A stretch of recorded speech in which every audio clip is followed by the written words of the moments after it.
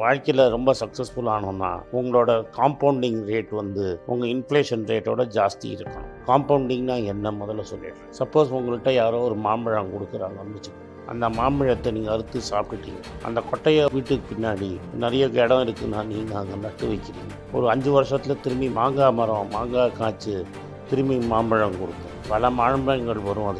அதுலேருந்து சில மாம்பழங்களில் வர கொட்டையிலேருந்து நீங்கள் மாங்காய் நட்டுக்கிட்டே போனீங்கன்னா ஒரு 20-25 வருஷத்தில் உங்கள் வீட்டு பின்னாடி 10 மாங்காய் மரம் நடும்.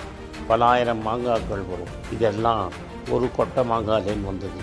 இதுதான் காம்பவுண்டிங்கோட சக்ஸஸ். ஸோ காம்பவுண்டிங்கிறது வந்து எவ்வளோ டைம் இருக்கோ அவ்வளோ தூரம் உங்களுக்கு நல்லது. அதனால தான் சேவிங்ஸில் ஸ்டார்ட் ஏர்லி அப்படிங்கிறத சொல்லுவாங்க. எவ்வளோ நீங்கள் சீக்கிரமாக ஆரம்பிக்கிறீங்களோ அவ்வளோ சீக்கிரம் உங்களுக்கு நல்லது. ஏன்னா காம்பவுண்டிங்க்கு நீங்கள் இன்னும் நிறைய டைம் தருவீங்க.